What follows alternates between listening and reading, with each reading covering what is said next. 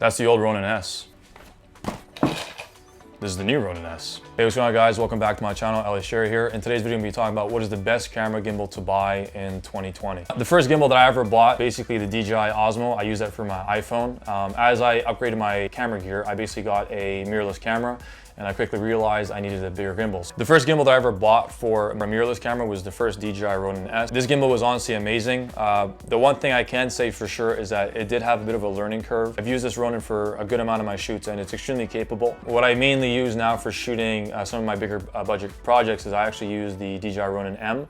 However, I was pretty excited to learn that DJI essentially was going to upgrade their Ronin S lines. So in terms of my first initial thoughts, the first thing that I noticed about the new DJI RS2 is the weight. It is extremely light. It's actually 2.2 pounds lighter than the DJI Ronin S. For some of my shoots, I'm basically using gimbal work for maybe 2 to 3 hours on end.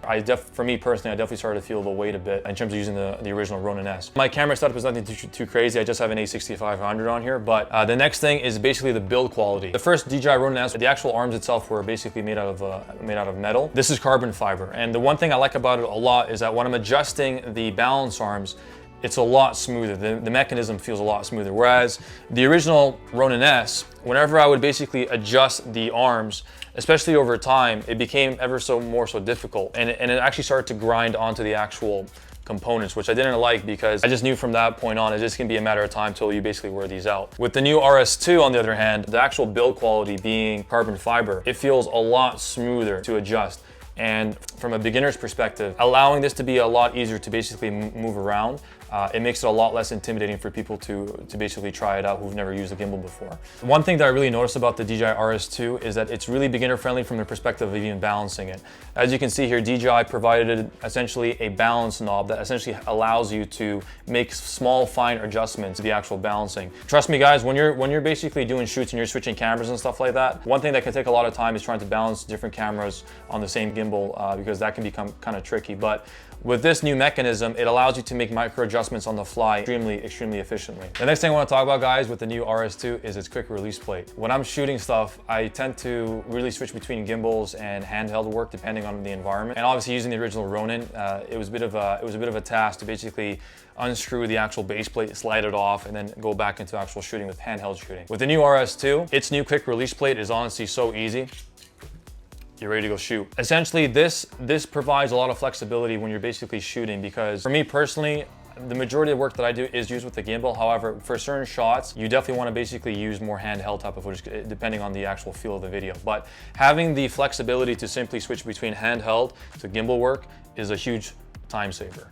All right, guys, so what I'm gonna do is that since I wanna show you the ease of use to be able to balance this gimbal, because I know when I first started as a beginner, I was super intimidated at trying to balance these gimbals, because when you look at it, there's like so many different arms and stuff like that, right? But it's actually not that difficult, guys. So what I'm gonna do, I'm actually gonna mess up the entire balancing situation here. I'm just gonna put it through like random numbers.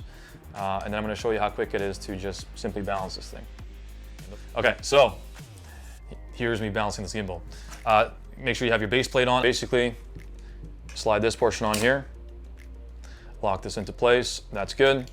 First thing, all right. Oh, this is getting all over the place.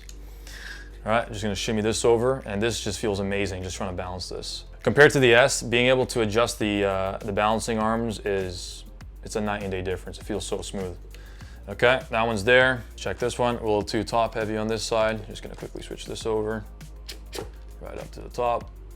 We're good there. And then one last test, just put it on a bit of an angle, and that's basically it. For beginners who are a little bit confused in terms of how you know your gimbal's balance, essentially you should be able to keep it in this position, no movement happening, be able to tilt it up all the way, no movement happening, and then even on a bit of an angle, just like such, and you can even put on more of an angle like that. Essentially the camera should stay in place.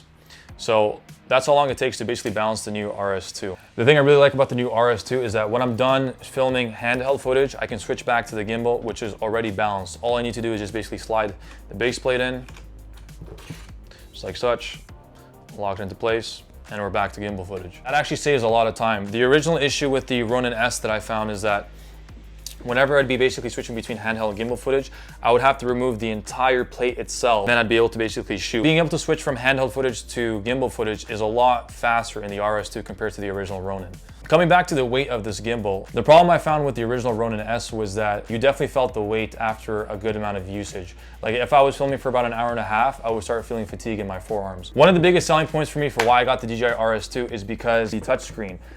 The touchscreen saves you a lot of time in terms of being able to make changes on the fly, whereas before I had to use my iPhone, log into the DJI Ronin app, which basically took a little bit longer and made things a little bit more complicated. Sometimes I even had connectivity issues with Bluetooth while I'm filming in the field. But with having the touchscreen now available, it basically saves a lot of time in terms of making micro adjustments or switching between sport mode or some of the other parameters that you may set depending on your filmmaking style. The other really cool part about the RS2 is that you can actually mount this right on a car mount, and you can also put on a jib rig as well. Just having that flexibility in terms of being able to mount this gimbal on different type of rigs, it really goes a long way, especially when you're pushing your production limits. I didn't think I was even gonna mention this, but the actual case that comes with the original Ronin S is way bigger than the RS2. This new DJI RS2 bag is a lot smaller, but you can fit so much more stuff. There's an extra zipper over here if you put like any maybe documents or even like wires and stuff. The actual layout in terms of the organization, 2 compartments, the top and the bottom. Again, let me just quickly show you guys how this looks like. Basically, the main component would be over here, and then you can organize all your wires and any type of additional type of accessory that you got. That goes a long way, again, guys, because it's cool, because if I ever have any extra attachments, I'm gonna probably build onto this. Being able to have quick access to it really speeds things up for me. One problem I had with the original DJI Ronin S bag was that I couldn't really fit too many accessories. I was able to put my focus motor underneath the carrying pouch, but I couldn't really put any type of other gear inside there because there was simply not enough space. I mean, overall, my first initial thoughts, it feels amazing in terms of the actual material that's used. The ability to modify the balancing arms is way cleaner now. It feels much smoother as opposed to the original one. It felt a little bit kind of rugged. I even felt the material in the original Ronin S almost like shaving away, I would say. So yeah, that's pretty much my general overview of the new RS2. Let's jump into some test footage.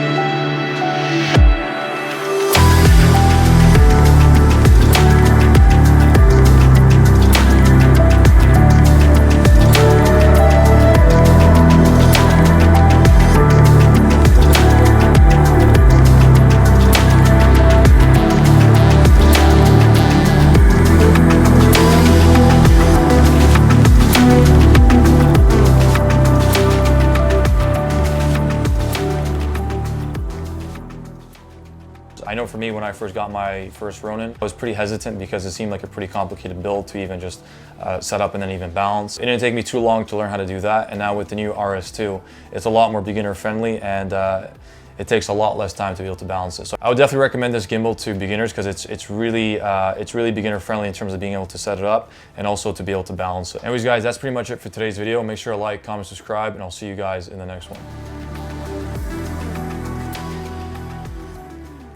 This thing literally is so light. I mean, obviously I'm using the Sony a6500, but I mean this thing. You're gonna say, sorry, I thought you were gonna say, obviously I'm jacked, but because it's so light, you're like obviously I'm jacked, so. No, if I said I'm jacked, no, like if you're jacked and you say you're jacked, people hate you. Yeah. You gotta act like you're not jacked. Then you're not jacked. Now we got a problem. How do I get this off? I'm an idiot. That's how. Figured it out. Dude, that is crazy smooth, bro. Wow, and it's back on, bro, just like that. and it's balanced. Yeah, YouTube is a lot more difficult than I expected. But that's way easier though.